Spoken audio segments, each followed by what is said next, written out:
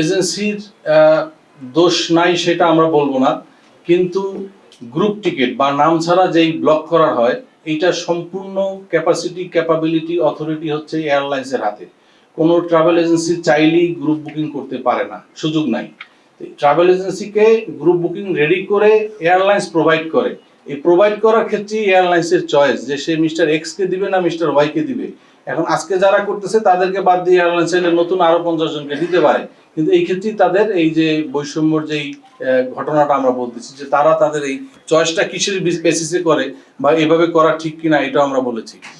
আর ticket করতে হলে একটা যাত্রীর যে পাসপোর্ট লাগবে, নাম লাগবে, পাসপোর্ট নাম্বার লাগবে, তার ভিসা লাগবে, শ্রমিক যাত্রীর জন্য ম্যান পাওয়ার ক্লিয়ারেন্স বিএমইটি থেকে দেয় সেই জিনিসটা লাগবে।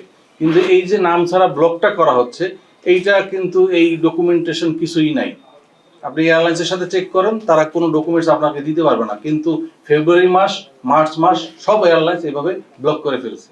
এই যে ব্লক করে ফেললো উইদাউট পাসপোর্ট, উইদাউট ডকুমেন্টস, কিসের বেসিসে তারা করলো? এটা অবশ্যই লিগ্যাল হইতে পারে না, যাত্রীর নাম ছাড়াতে এটা হইতেই পারে না, একেবারেই আনহেলদি প্র্যাকটিস এটা। তো এইটা বন্ধ হওয়া উচিত। এটা বন্ধ হলে এই সিন্ডিকেশন বন্ধ হবে, এটা অবশ্যই সিন্ডিকেশন।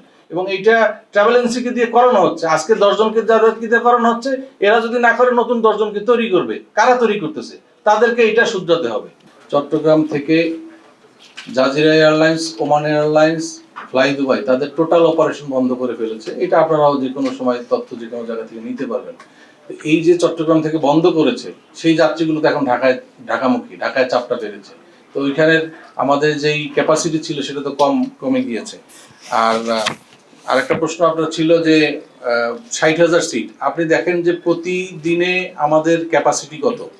প্রত্যেকটা এয়ারলাইন্সের টোটাল ক্যাপাসিটি 60%, কোনো এয়ারলাইন্স 80% পর্যন্ত টিকিট ব্লক করে ফেলে। বাংলাদেশ থেকে মধ্যপ্রাচ্যে প্রায় 25টার উপরে এয়ারলাইন্স পরিবহন করে। এখন আপনি ক্যালকুলেশন করেন যে একটা এয়ারলাইন্স যদি 1000 সিটও ব্লক করে থাকে মাসে, তাইলে 25,000 সিট এমনিতেই হয়। আমরা যেটা বলেছি 50,000 সিট, এইটা বাস্তবে যদি আপনি ক্যালকুলেশন করেন আরো বেশি হবে। অথরিটির চেয়ারম্যান মহোদয়ের সাথে বোধহয় 2-2.5 মাস আগে একটা সভা করেছিলাম। তার কাছে আমরা লিখিত আমাদের যেই সমস্যাগুলো হয় সেগুলো আমরা জানিয়েছি এবং ব্যবস্থা নেওয়ার জন্য অনুরোধ জানিয়েছি। আর বিমান মন্ত্রণালয়ের সাথে আমরা এই বিষয়ে যে সংকট এবং টিকিটের প্রাইসের যে মূল্য অস্বাভাবিকভাবে বাড়ছে সেইটা নিয়ে আমরা কথা বলেছি। সভা হয়েছে সচিব মহোদয়ের নেতৃত্বে, সভাপতিত্বে। সেখানে সিভিল এভিয়েশন অথরিটির member flight safety and regulation তিনি উপস্থিত ছিলেন। তারা বিষয়গুলো সম্পর্কে জেনেছেন মিটিং থেকেই।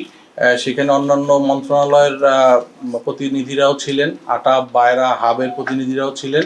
আমরা ফিল্ড লেভেল থেকে আমাদের যেই মন্তব্য এবং আমাদের যে পরামর্শ সেগুলো আমরা দিয়েছি। এখন ব্যবস্থা গ্রহণ করার দায়িত্ব তাদের। আমরা আশা করি যে তারা ব্যবস্থা নেবেন। তবে সিভিল এভিয়েশনের সাথে এখন পর্যন্ত আমরা এই সংকটকালীন সময় বসতে পারিনি। তাদের সাথে আমরা আলোচনার জন্য সময় চেয়েছি, আশা করছি তারা আমাদের সাথে আলোচনা করবে।